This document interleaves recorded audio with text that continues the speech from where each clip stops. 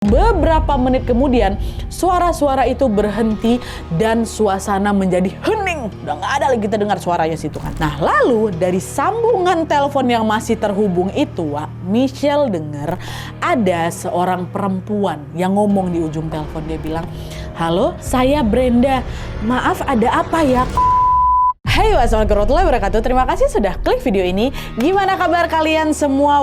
Buat kalian yang mungkin sekarang masih sekolah atau masih kuliah, apakah tugas-tugas dan ujian kalian berjalan lancar semuanya, Nah, buat kalian yang mungkin sekarang lagi struggle nih sama sekolah, sama kuliah, tenang aja, Kasus yang akan aku ceritakan malam ini itu adalah reminder buat kita semua bahwa kita tidak harus selalu jadi yang sempurna.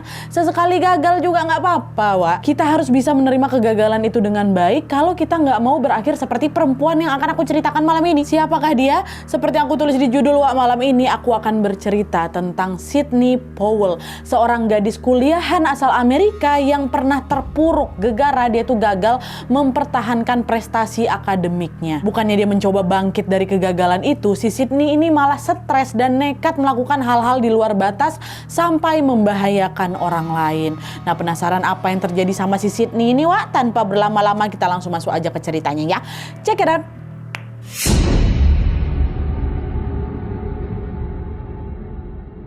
Oke, jadi Sidney Powell ini adalah seorang anak yang lahir pada tanggal 8 Desember tahun 1997. Dia ini adalah anak pertama dari pasangan Steve Powell dan Brenda Powell, Dia ini juga punya satu adik laki-laki yang namanya Andrew.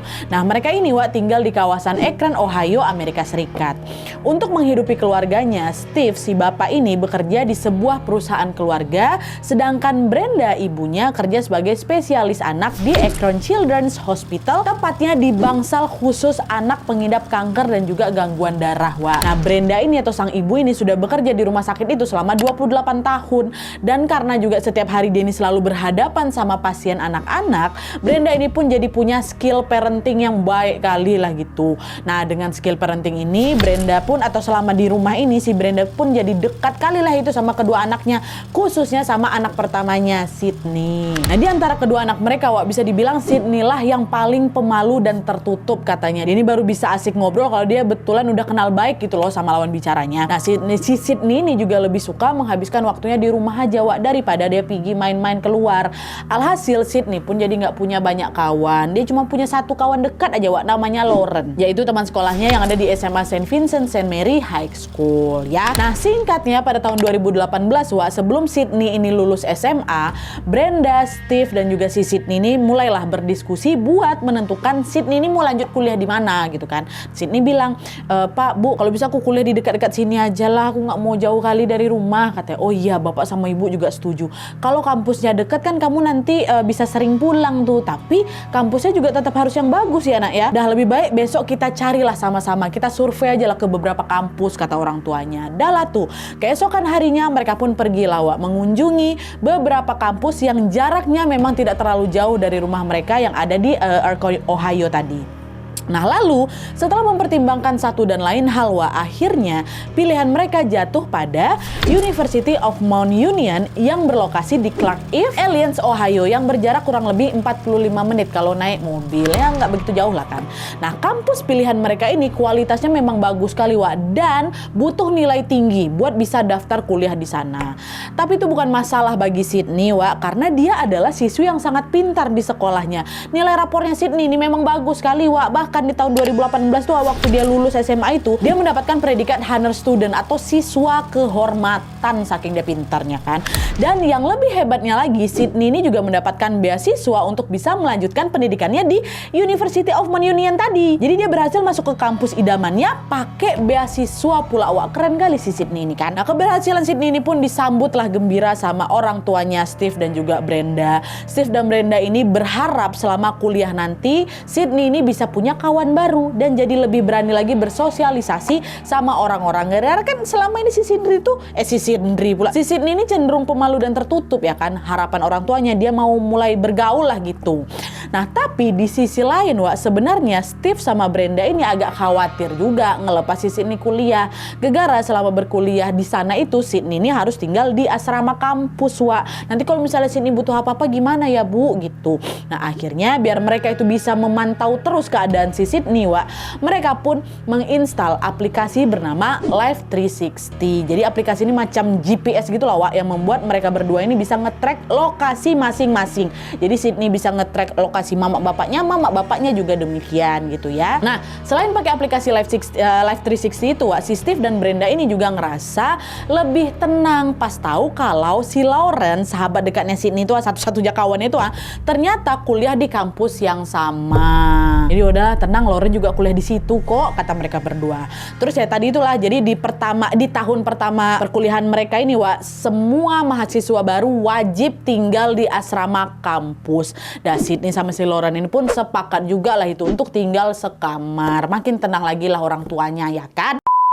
Udah lah tuh, akhirnya singkatnya perkuliahan pun dimulai, Sydney rutin lah itu nelpon orang tuanya untuk menceritakan semua pengalaman barunya di kampus. Sydney bilang, Pak, Ibu, aku happy kali lah kuliah di sini. Aku join komunitas mahasiswa loh, dan aku jadi punya banyak kawan baru di sini. Oh ya ampun, Bapak sama Ibu seneng kali lah itu dengarnya, nak. Terus kalau misalnya kuliahnya gimana, nak? Nilai-nilai kamu gimana? Aman nggak? Oh itu juga aman kok, Bapak Ibu, nilai-nilaiku bagus semua.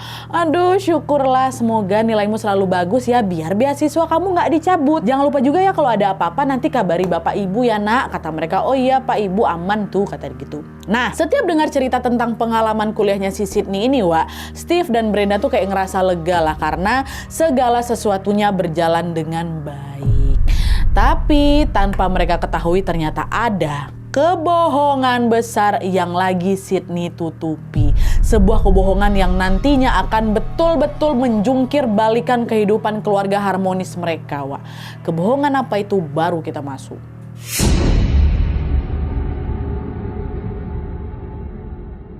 Nah, jadi ceritanya, University of Mount Union ini atau kampusnya si Sydney ini punya website khusus yang berisi segala informasi tentang mahasiswa. Jadi seperti kegiatan ekstrakurikuler anak ini apa, beasiswanya gimana, total tagihan UKT, dan juga nilai per semester. Para orang tua juga bisa mengakses website itu, dengan cara apa? Dengan cara login ke akun anak mereka masing-masing. Jadi setiap mahasiswa ini memang punya akun masing-masing, di website itu gitu loh. Jadi semua orang tua bisa nge-login gitu. Nah, biasanya, Steve sama Brenda, orang tuanya si Sydney ini, rutin tuh ngecek kegiatan si Sydney lewat si website itu. Dan yang paling sering mereka cek adalah bagian pembayaran UKT. Jadi setiap kali udah mendekati waktunya bayar UKT, orang tua Sydney ini akan ngebuka si website itu untuk melihat berapa sih total tagihannya. Kami harus siap-siap bayar nih. Nah, bagian pembayaran atau tagihan ini yang sering mereka cek, sama si orang tua si Sydney. Sedangkan untuk nilai-nilainya Sydney, mereka tuh jarang ngecek. Gara-gara apa? Gara-gara sejak dulu Sydney ini kan selalu jadi murid yang pintar kan. Jadi selama kuliah ini mereka juga percaya aja. Mereka optimis aja kalau nilai-nilai Sydney pasti juga tetap bagus. Udah lah, kita cek aja lah tagihannya, kata mereka. Nah, selama ini Steve sama Brenda nggak pernah mengalami kesulitan apapun dalam mengakses si website itu. Sampai akhirnya pada tanggal 3 Maret 2020, entah kenapa Steve, bapaknya ini selalu gagal untuk setiap kali login ke akunnya Sydney pada tanggal itu. Kok nggak bisa masuk gitu kan? Steve nanyalah ke anaknya, ke Sydney. Nah, Bapak membuka website kampus kamu kok gagal terus ya? Bapak mau ngecek tagihan UKT semester ini. Akun kamu masih sama kan? Password kamu nggak ganti kan? Kata dia ke anaknya. Oh, enggak kok Pak, passwordnya masih sama, ID-nya pun masih sama. Mungkin websitenya lagi error tuh Pak. Tunggu aja beberapa jam dulu, nanti Bapak coba login lagi, kata Sydney. Nah, oh iyalah nanti coba Bapak cek lagi. Nah, selang beberapa jam kemudian, pas si Steve nyoba login lagi nih, hasilnya masih sama, gagal terus. Akhirnya di situ Steve nggak nelpon si Sydney, dia langsung nelpon ke pihak kampus ya. Halo Pak, saya Steve Powell, orang tuanya Sydney Powell. Dari tadi tuh saya coba login ke website kampus Pak, tapi kok gagal terus ya. Padahal password sama ID anak saya udah betul. Ini apa websitenya lagi error Pak? Kata dia ke si orang kampus. Nah, si orang kampus bilang, Pak, website kami lagi nggak bermasalah kok, baik-baik aja. Maaf Pak, kalau boleh tahu Bapak ada keperluan apa di website itu? Oh gitu Pak, gini saya ini mau ngecek total tagihan UKT semester ini Pak. Oh gitu Pak, oh ya sudah kalau begitu biar kami bantu login secara manual Pak ya. Tapi sebelumnya mohon maaf, saya juga mohon izin, saya perlu ngecek akun anak Bapak langsung nih. Boleh tolong infokan ID sama passwordnya Pak, kata pihak kampus. Nah, disebutkanlah sama bapaknya kan ini katanya. Nah, pas pihak kampus ngecek akunnya Sydney, mereka langsung tahu apa alasan yang ngebuat si Steve itu atau bapaknya si Sydney ini gagal login ke akun itu. Oh alah, pantesan gak bisa login, kata mereka. Mereka bilang, Pak Steve, mohon maaf nih, website ini cuman bisa diakses oleh mahasiswa yang secara resmi terdaftar di kampus kami. Mohon maaf Pak, Sydney anak Bapak udah nggak terdaftar lagi di sini. Kata orang kampus, kaget lah bapaknya. Hah? Maksudnya nggak terdaftar gimana nih Pak? Anak saya salah satu mahasiswa di sana loh. Betul Pak, betul. Tapi anak Bapak Sydney sudah diskors dari kampus gara-gara nilainya banyak yang anjlok Pak. Nah kalau Sydney mau lanjut kuliah lagi di sini, Sydney baru boleh daftar ulang sebagai mahasiswa baru di sini di semester depan Pak ya katanya. Hah? Sydney diskors. Apa yang disampaikan sama pihak kampus tuh ya betul-betul bikin si Steve nih kaget kali. Wah, selama ini kan Sydney ini selalu cerita baik-baik aja kan. Dia cerita kalau kuliahnya baik-baik aja, nilainya juga bagus-bagus aja. Jadi rasanya macam nggak masuk akal gitu loh kalau tiba-tiba nilai si Sydney ini anjlok sampai dia kena skors malah ya kan. Nah untuk memastikan informasi ini, Steve pun bertanya banyak hal lagi tentang Sydney ke pihak kampus yang akan ditanya lagi. Dan jawaban yang mereka sampaikan semakin bikin si Steve ini tercengang Wak. Jadi pihak kampus tuh bilang kalau ternyata si Sydney itu udah nggak terdaftar sebagai mahasiswa di University of Mount Union sejak bulan Desember 2019 Wak, which is 3 bulan yang lalu. Nah harusnya sejak saat itu Wak, Sydney itu udah nggak boleh lagi lah ikut kelas orang, dia udah diskors kok, apalagi pakai fasilitas kampus. Tapi ternyata selama 3 bulan ini si Sydney itu selalu ngeyel gitu loh Wak. Setiap hari Sydney masih dia datang ke kampus, masih juga ikutan belajar di kelas, masih juga ikut organisasi mahasiswa, dan dia juga masih tinggal di asrama kampus. Padahal dia udah diskors tuh, gak peduli aja dia masuk tetap melakukan kegiatan itu kan. Nah karena perilakunya itu, pihak kampus tuh Wak, sampai ngusir si Sydney dari asrama kampus tuh. Barulah pada bulan Februari 2020-nya Sydney keluar dari sana. Dan setelah dia nggak tinggal di asrama selama 1 bulan kurangnya ini Wak, Sydney udah nggak berani balik ke rumahnya Wak. Dia memilih untuk nginap di sebuah motel gitulah sekitar kampus ya, dia nggak berani balik ke rumah. Jadi selama 3 bulan itu 2 bulan dia ngeyel di kampus, 1 bulan lagi dia kabur ke motel. Wah bapak ya nggak tahu nih.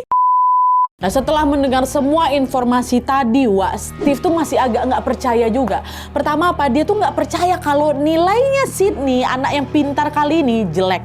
Terus yang kedua, dia juga nggak percaya kalau Sydney bisa membohongi kedua orang tuanya separah ini. Kayak nggak mungkin Sydney kayak gitu ya kan. Nah lalu di tengah rasa nggak percayanya itu Wak, tiba-tiba HP-nya si Steve muncullah notifikasi dari aplikasi Life 360 tadi, aplikasi yang sangat cek mereka berdua nih loh. Nah di situ kelihatan kalau si Sydney ini lagi di rumah Wak, rumahnya mereka. Steve mikir, oh kalau Sydney ini masih kuliah seperti biasa, harusnya jam-jam segini nih dia ada di kampus nih. Ini berarti betul nih, Sydney ini memang diskors nih dari kampusnya. Oh nggak bisa diam aja aku nih, aku harus langsung ketemu sama Sydney. Kata si Steve, pas pula waktu itu bapaknya tahu informasi itu dari kampus, Sydney balik ke rumah. Nah posisinya waktu itu Steve memang masih di kantor Wak. Ini kan dia kerja kan. Nah Sydney berarti di rumah sendirian, gara-gara Brenda mamanya kan juga kerja tuh kan di rumah sakit. Nah Steve lalu minta izin lah ke atasannya untuk pulang dulu Wak. Ya saya pulang dulu Pak, lagi ada masalah di rumah gitu. Boleh nama bosnya. Dan sebelum pulang Wak, Steve juga nelpon Brenda untuk ngabari hal ini. Dia bilang, Bu, Ibu jangan kaget ya Bu ya. Ini barusan Bapak dapat kabar kalau ternyata anak kita Sydney Bu, itu udah diskors dari kampusnya. Dia udah gak terdaftar lagi sebagai mahasiswa di kampus gara-gara nilainya banyak yang anjlok Bu. Nah ini barusan Bapak dapat notif dari Life 360 yang bilang kalau si Sydney lagi ada di rumah. Kalau sekarang Ibu lagi gak sibuk, ayolah Bu kita balik bentar, kita ngobrol sama anak kita si Sydney ini. Kenapa dia bisa kayak gitu kata si Steve. Nah dengar kabar itu si Brenda juga kaget. Hah? Astaga Pak, bukannya selama ini si Sydney cerita kalau kuliahnya baik-baik aja. Berarti Sydney selama ini bohong sama kita Pak. Ya Allah Sydney udahlah Pak kalau kayak gitu Ibu izin pulang lebih awal. Kita ketemu langsung di rumah aja Pak ya. Ayo kita ngobrol sama-sama sama si Sydney kata si mamanya. Dah lah tuh setelah telepon itu ditutup, Steve langsung lah bersiap-siap buat pulang ya kan. Tapi Steve tuh nggak mau si Sydney tahu kalau dia itu lagi perjalanan menuju ke rumah Wak. Alhasil biar si Sydney itu nggak bisa ngelacak keberadaannya, Steve sengaja meninggalkan HP-nya di kantor. Jadi kalau misalnya si Sydney itu ngecek lokasi Steve di aplikasi Life 360 tadi itu kan, Sydney taunya Steve bapaknya lagi di kantor gitu, ditaruh HP-nya di sana ya kan. Balik bapaknya nih ke rumah. Dahlah tuh, akhirnya singkatnya Steve pun sampai lawak di rumah sekitar jam setengah 12 siang. Dia sampai lebih dulu tuh daripada bininya, daripada si Brenda. Nah di situ Steve bersikap senormal mungkin, seolah-olah dia nggak tahu kalau si Sydney ini lagi udah kena skor lah dari kampus ya kan. Nah pas si Steve ini ketemu sama si Sydney di dalam rumah, Steve nanya, nak kok tumben kamu jam segini ada di rumah? Kuliah lagi libur kah? Kata si Steve. Kaget si Sydney nengok bapaknya balik Wak, gelagapan dia. Pak, Bapak udah pulang, kan harusnya jam segini Bapak juga kerja, kata si Sydney kayak gitu. Kerjaan Bapak udah selesai, makanya Bapak pulang lebih cepat nih. Kamu kenapa kok tiba-tiba ada di rumah, nggak kuliah kamu? Kenapa? Are you okay? Kata bapaknya kan. Nah setelah ditanya berkali-kali di situ, Sydney udah nggak bisa bohong lagi Wak. Nangis dia langsung nangis kejer, ngaku dia, Pak maafin aku ya Pak. Sebenarnya dari Desember kemarin aku tuh udah diskors dari kampusku Pak, tapi aku nggak berani bilang sama bapak ibu. Ngaku dia Wak. Akhirnya dengan penuh pengertian, nggak marah si Steve di situ Wak. Steve ngomong, oh alah nah, udah tenang dulu. Coba kamu cerita sama bapak, kamu ada kendala apa di kampus? Cerita gitu kan. Sydney ngerasa hilang arah Pak. Sydney nggak tahu mau kerja apa setelah lulus kuliah besok. Semua kawan-kawan Sydney itu udah tahu apa yang mau dia kejar di masa depannya Pak. Makanya mereka pada semangat belajar semua Pak. Sedangkan aku nggak tahu apa-apa, nggak tahu aku masa depan aku nih harus kayak gimana gitu. Kata ya udah nak tenang, ya udah nggak apa-apa. Bapak nggak marah kok sama kamu, yang penting kamu jujur dah tenang, kita coba selesaikan ini sama-sama ya nak ya, kata si Steve kayak gitu. Baik kali si Steve memang kan. Di situ Sydney masih juga nangis tuh. Oh pokoknya kelihatan terpuruk kali lah dia. Nah untuk menghadapi situasi semacam ini, Steve merasa Brenda lah atau istrinya inilah yang lebih jago, karena selain si Brenda ini adalah ibunya si Sydney, Brenda juga kan punya skill parenting yang baik juga kan Wak. Akhirnya Steve bilang kayak gini, udah nak, ibu lagi di perjalanan pulang, harusnya sebentar lagi ibu sampai. Nanti kamu curhat aja lah semuanya ke ibu ya. Kalian ngobrol lah berdua sampai kamu ngerasa lega ya. Bapak mau balik dulu ke kantor. Sekarang kamu tenangin diri kamu di sini. Kamu tunggu sampai ibu kamu pulang. Kamu ceritakan semuanya. Gak usah ada bapak dulu. Udah biar kamu sama ibu kamu aja quality time dulu berdua. Oke, kata bapaknya gitu. Oh iya Pak, kata kayak gitu. Udah bapak pergi lah. Maafin Sydney. Udah tenang katanya. Dah. Sebelum si Brenda itu sampai di rumah Wak, Steve udah lebih dulu pergi ke kantornya. Jadi tinggallah si Sydney ini sendiri nunggu bapaknya balik. Kayak tadi yang aku bilang Wak, Steve memang sengaja mau ngasih ruang untuk Sydney dan Brenda untuk ngobrol berdua gitu kan. Tapi sayangnya itu adalah keputusan yang salah, karena apa yang terjadi selanjutnya malah meleset jauh dari yang Steve harapkan. Dimana sebuah tragedi mengenaskan tiba-tiba menimpa mereka Wak. Aduh ya Allah, gak tega aku nyampein inilah.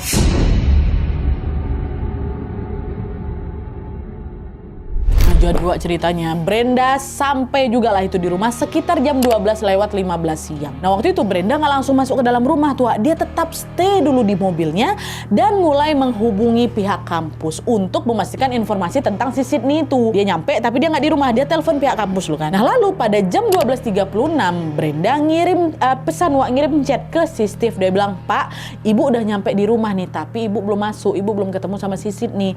Barusan ibu hubungin pihak kampus Pak buat nanya-nanya soal Sydney. Tapi ternyata mereka lagi sibuk ya, ingat. Nah katanya Pak, nanti kalau udah luang mereka mau ngubungin ibu. Ibu sengaja memang ngubungin mereka dulu. Ibu mau dengar langsung dari mereka biar semua jelas Pak gimana situasi yang sebenarnya. Nah ini tapi gara-gara mereka lagi sibuk, udahlah Pak ya, ibu masuk aja lah ke rumah dulu buat ngobrol sama Sydney. Kata siapa? Kata si Brenda di lewat chat itu kan. Nah semenit kemudian jam 12:37 dibalas sama si Steve. Oh oke Bu, nanti kalau pihak kampus sudah ngubungin ibu, jangan lupa juga tanyain soal beasiswanya si Sydney ya. Semoga kejadian ini nggak ngebikin beasiswanya dicabut. Dibalas pesan itu kan. Nah setelah pesan itu Steve kirim Wak, Brenda udah nggak balas lagi. Terus 4 menit kemudian di chat lagi sama si Steve. Steve bilang jam 12:41 ya, Bu gimana? Udah jadi ngobrol sama Sydney? Sydney cerita apa aja Bu? Kata kayak gitu. Nggak dibalas juga sama si Brenda. Yang ada Wak, sekitar 10 menit setelah pesan terakhir itu terkirim, tiba-tiba ada telepon masuk dari HP-nya si Steve. Awalnya Steve mikir yang nelpon itu si Brenda, tapi ternyata yang nelpon itu kawannya si Steve yang merupakan seorang polisi. Kawan Steve nelfon kan, ngapa dia nelfon? Halo Wak, ngapa kok tumben kok telepon aku? Kata si Steve kan, halo Steve, kok lagi di mana sekarang? Masih di kantor aku, gimana? Di rumahku ada siapa? Ada anak sama istri aku sih, ngapa nih gitu. Steve, barusan aku dapat info kalau polisi lagi dikirim ke alamat rumah kau. Kok bebe aja kan, anak istrimu bebe aja kan, kata kawannya kayak gitu. Nah, mendengar kabar itu, masalah si Steve, dia nggak tahu nih gimana kondisi istri sama anaknya. Gara-gara kan tadi si Brenda kan belum balas belum ngasih kabar lagi kan, Wak. Chat terakhir Steve kan juga belum dibalas lagi sama si Brenda kan. Makin panik si Steve, ditelepon lah si Brenda ini. Si Brenda ditelepon, si Sydney ditelepon, nggak juga ada balasan. Nah akhirnya karena takut terjadi sesuatu, Steve langsung buru-buru balik lagi lah dia ke rumah. Nah sekarang Wak, kita agak mundur dikit nih timelinenya untuk tahu POV dari si Brenda, dari mama ya kan.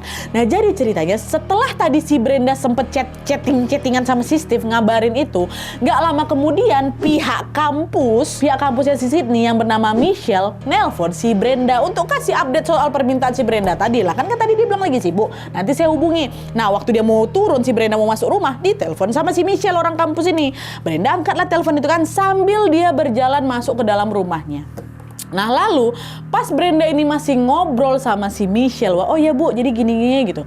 Tiba-tiba Michelle yang ada di sana itu, yang ada di kampus, dengar ada suara pukulan wah yang kencang kali gitu. Diikuti sama suara teriakannya Brenda. Kaget lah si Michelle, halo bu Brenda, ibu nggak apa-apa bu, bebe aja bu gitu. Halo, nggak ada dijawab lagi sama si Brenda di situ. Tapi sementara wak suara pukulan dan juga teriakan masih terus terdengar berulang-ulang. Wah gitu terdengar suara si Brenda tuh teriak. Sampai akhirnya beberapa menit kemudian suara-suara itu berhenti dan suasana menjadi hening. Udah nggak ada lagi terdengar suaranya situ kan. Nah lalu dari sambungan telepon yang masih terhubung itu Wak, Michelle dengar ada seorang perempuan yang ngomong di ujung telepon. Dia bilang, halo saya Brenda, maaf ada apa ya katanya. Nah pas dengar suara perempuan itu si Michelle ini langsung tahu enggak ini bukan Bu Brenda nih, ini bukan Brenda, melainkan ini adalah orang lain yang sangat familiar di telinganya si Michelle. Wak, Michelle bilang apa? Kamu Sydney kan, kamu bukan Brenda. Di mana Bu Brenda? Tanpa menjawab apa-apa si perempuan itu langsung dimatikannya teleponnya Wak. Nah karena si Michelle ini ngerasa ada yang janggal nih. Apa yang gak janggal orang masuk langsung terdengar suara itu teriak-teriak Brenda. Tiba-tiba ada suara perempuan yang ngomong kayak gitu kan. Dia pun langsung lah ngubungi kepolisian buat ngecek langsung ke rumahnya si Sydney. Dan pas polisi dikirim ke sana Wak, temannya Steve yang juga merupakan seorang polisi di kantor polisi itu langsung nelpon Steve lah buat nanyain hal itu. Kenapa polisi diarahkan ke rumah konakku nih? Makanya si kawannya langsung nelpon si Steve Wak. Gitu. Udah lah tuh kan, singkatnya pas polisi sampai di rumahnya Sydney Wak, mereka ngelihat ada jendela yang sudah rusak dan juga kacanya pecah. Nah pas mereka mau masuk ke dalam rumah, Sydney si anak ini udah lebih dulu Wak buka pintu depan sambil teriak-teriak dia histeris minta tolong. Ini ada videonya, tengoklah dulu. She's in the ground. So there's Who is it? my mom. There's someone broke in the back window. All right, hold on. She's on the ground. Nah dari rekaman video tadi Wak, terlihat betul kan kalau si Sydney ini lagi nangis-nangis sambil menceritakan apa yang terjadi. Katanya tadi pas si Sydney sama ibunya nih lagi ngobrol, sama Brenda lagi ngobrol, tiba-tiba ada seorang penyusup yang nyerang mereka. Brenda nyuruh si Sydney ini untuk pergi menyelamatkan diri. Sydney pun juga keluar dia dari rumah ngikutin kata mamanya dan meninggalkan si Brenda sendirian bersama si penyusup itu. Sydney nggak tahu apa yang terjadi setelah itu katanya. Yang jelas pas si Sydney ini balik lagi ke rumahnya, si penyusup itu udah nggak ada dan dia melihat ibunya Brenda lagi terkapar di lantai dalam keadaan bersimbah darah. Itu yang diceritain sama si Sydney kan waktu polisi itu datang. Polisi dan tim medis yang datang ke lokasi pun langsung Wak membawa si Brenda ke rumah sakit. Luka-luka di tubuh Brenda tuh parah kali katanya Wak. Ada sekitar 23 tusukan pisau di sekujur tubuhnya si Brenda dan kepalanya Brenda juga mengalami trauma pukulan benda tumpul. Tim medis juga sudah mencoba banyak cara untuk bisa menyelamatkan Brenda Wak, tapi sayangnya ya Allah ya Robi, takdir berkata lain. Keesokan harinya Brenda langsung dinyatakan meninggal dunia, mati mamanya Wak. Apa yang terjadi pada Brenda ini jelas merupakan aksi kriminal lah ya kan. Polisi pun barulah langsung melakukan penyelidikan Wak pada saat itu juga.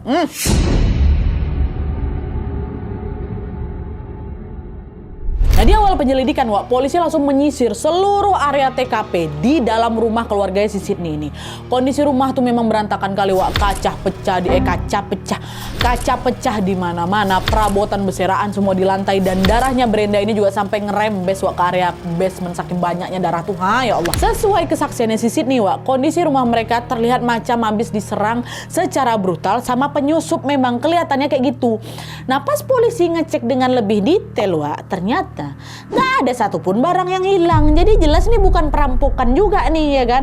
Nah polisi menduga si penyusup itu datang bukan untuk ngerampok, tapi punya dendam pribadi sama si Brenda. Makanya dia serang-serangan nyerang si Brenda. Hartanya nggak diambil, sedangkan si Sydney yang waktu itu ada di lokasi malah dibiarkan pergi dan selamat gitu aja sama si penyusup ini. Tapi dugaan itu dengan cepat langsung terpatahkan, Wak. Gegara apa? Gegara nggak lama kemudian polisi menemukan ada bukti lain yang kelihatan janggal kali, yaitu semua jendela yang rusak di rumah keluarga Sydney ini, Wak, ternyata hancur memang. Iya hancur karena dibobolnya dari dalam, bukan dari luar. Padahal kalau si penyusup ini memang betul-betul membobol rumah mereka, kan harusnya jendela itu rusaknya dari mana? Dari luar lah ya kan. Ini dari dalam rusaknya. Dan anehnya lagi, polisi tidak menemukan adanya tanda-tanda masuk paksa. Wah, tuh penyusup ini masuk lewat mana? Kalau dia masuk lewat pintu, ngapa pula jendelanya harus dijebol? Sama juga kebalikannya, kalau dia masuk lewat jendela, ngapa jendelanya jebolnya dari dalam bukan dari luar? Nah, ya kan?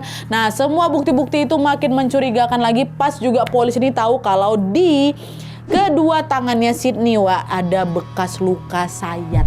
Ya, jadi kemarin pas polisi itu waktu pertama kali polisi nyampe di TKP, Wak, mereka memang ngelihat kedua tangannya si Sydney itu berlumuran darah. Tapi waktu itu si Sydney ini bilang kalau ini nih Pak, darah ini gegara saya memang sempat megang ibu saya, makanya itulah darah dari tubuh ibu saya ikutan juga kena ke tangan saya. Tapi kalau misalnya si Sydney ini cuma megang badan ibunya, terus ngapa pula ada luka sayat di kedua tangannya si Sydney? Kataku waktu kejadian tuh kok kabur. Nah dari situlah polisi pun mulai mencurigai Sydney sebagai terduga pelaku. Dugaan ini pun semakin kuat lagi pas pihaknya Michelle, pihak kampusnya Sydney itu yang nelpon, yang dengar tuh tadi semua, Wak, bilang di hari kejadian saya sempat teleponan sama Bu Brenda, Pak. Di situ saya dengar ada suara pukulan yang diikuti oleh suara teriakannya Bu Brenda. Lalu pas suara-suara itu akhirnya berhenti, Pak, tiba-tiba ada perempuan yang ngomong di telepon. Dia ngaku-ngaku sebagai Bu Brenda. Saya udah tahu betul itu bukan suara Bu Brenda, Pak. Saya curiga tuh memang suara Sydney, kata si Michelle. Untung ya Allah, untung Michelle tahu ya. Nah, karena semua bukti dan kesaksian para saksi mengarah ke Sydney Powell, akhirnya pada tanggal 6 April 2020, sekitar 1 bulan setelah kematiannya ibunya nih, Wak, kematian Brenda, polisi pun langsung menangkap Sydney atas tuduhan penghilangan nyawa, penyerangan, dan juga upaya penghilangan barang bukti. Jadi si Sydney ini dianggap menghilangkan barang bukti karena dia ya tadi itulah ngarang-ngarang cerita soal penyusup tadi tuh. Dia juga diduga sengaja ngerusak jendela rumahnya untuk ya itulah untuk mendukung cerita karangannya tadi, makanya dikasih alasan itu juga. Nah, setelah ditangkap polisi, harusnya kan Sydney ini ditahan di penjara kan, Wak, selama proses hukuman berjalan. Tapi ya Allah, Steve bapaknya nggak tega sih si Sydney digitukan, Wak. Dibayarnya lah uang jaminan supaya si Sydney ini diperbolehkan tinggal bersama keluarga selama proses hukum berjalan, dikasih jaminan sama bapaknya. Nah singkatnya 3 tahun kemudian, tepatnya pada tanggal 7 September 2023, persidangan pertama pun dimulai, Wak. Dalam persidangan itu bukti-bukti kejahatan Sydney pun ditampilkan lah semuanya di persidangan kan. Nah selain semua bukti yang sudah aku sebutkan di awal tadi, Wak, tim juri ini juga menambahkan ada satu bukti lagi, yaitu wajan besi yang dipercaya dipakai Sydney untuk memukul kepala mamanya. Tim juri percaya bahwa aksi penghilangan nyawa ini terjadi secara spontan karena si Sydney tuh nggak mau ibunya tuh tahu kalau dia ini udah gagal mempertahankan prestasi akademiknya, Wak. Selama ini kan Sydney ini selalu jadi anak cerdas ya kan, dengan prestasi-prestasi yang membanggakan. Jadi sekalinya si Sydney itu gagal, dia tuh betul-betul macam tertekan kali, sampai-sampai dia tuh nggak mau orang tuanya tahu tentang kegagalan dia. Padahal sebelum kasus ini terjadi, Wak, hubungan antara Sydney sama mamanya tuh ya Allah dekat kali, Wak, hangat kali mereka berdua. Itulah kenapa tim juri itu percaya kalau aksi penghilangan nyawa ini terjadi secara spontan gitu loh, bukan kejahatan yang direncanakan. Orang hubungan mereka selama ini baik-baik aja kok. Steve sama Brenda ini juga bukan tiger parenting macam si Jennifer Penn ya kan, makanya dibunuhnya mamanya. Enggak, baik-baik aja. Jennifer Penn kan direncanakan kan, siapa ini spontan katanya. Dah tuh. Nah selama persidangan berlangsung, Wak, Sydney nih katanya tetap nggak mau ngaku kalau dia itu adalah pelakunya. Tapi di sisi lain dia juga nggak bisa ngelak apa-apa. Akhirnya setelah mempertimbangkan bukti-bukti yang ada, Wak, tepatnya pada tanggal 28 September 2023 lalu, Sydney dinyatakan bersalah. Dialah yang terbukti sudah menusuk-nusuk tubuh Brenda pakai pisau, dan dia jugalah yang sudah memukul kepala Brenda pakai wajan besi. Nah, atas perbuatannya itu Sydney langsung dijatuhi hukuman 15 tahun penjara. Aduh sayang kali lo Sydney ya Allah, mamamu sama bapakmu kayak gitu baiknya, ha. Oke Wak, jadi itu tadi sebuah kasus yang mengiris hati kali kan. Gara-gara Brenda, ibunya harus meregang nyawa di tangan anaknya sendiri. Dari kasus ini Wak, aku jadi inget satu statement yang bilang kalau katanya nih, anak pintar itu lebih gampang stres daripada anak yang biasa-biasa aja. Hal ini disebabkan karena apa? Karena anak-anak pintar itu terbiasa dapat nilai bagus, sehingga mereka pun punya standar yang tinggi kali Wak. Dan sekalinya nilai mereka anjlok, mereka tuh nggak tahu gimana caranya coping dari kegagalan itu gitu loh. Inilah mungkin yang terjadi sama si Sydney Wak. Dia nggak terbiasa dapat nilai jelek, makanya dia tertekan kali sampai dia nekat ngabisin nyawa mamanya sendiri ya kan. Dari kasus ini aku jadi ngerti betul bahwa ternyata kita semua ini juga butuh merasa gagal Wak, biar kita tahu gimana caranya bangkit dari kegagalan ini. Karena kalau misalnya di masa depan nanti kita gagal lagi, kita tuh akan ngerasa lebih tenang. Yang kemarin juga gagal tapi aku bisa ngelewatin kok, berarti yang sekarang kalau aku gagal ini ya aku harus bisa ngelewatin juga gitu. Jadi pesan dari kasus ini adalah semangat buat siapapun kalian yang mungkin sekarang lagi ngerasa kegagalan Wak. Ini tuh bukan akhir dari segalanya kok. Ini adalah cara Tuhan untuk membuat kita hidup lebih seimbang nantinya. Ya, semangat terus ya Wak ya. Oke Wak, jadi sekian dulu videonya. Terima kasih banyak yang sudah menonton. Kalau kalian suka video ini, klik like-nya. Jangan lupa komen di bawah untuk ide dan saran-saran untuk video selanjutnya. Jangan lupa nyalain notifikasinya supaya kalian tahu kalau aku upload video baru. And as always, jangan lupa untuk klik tombol subscribe supaya kalian sama-sama tahu informasi menarik dan menegangkan dari channel aku. See you next video Wak, bye.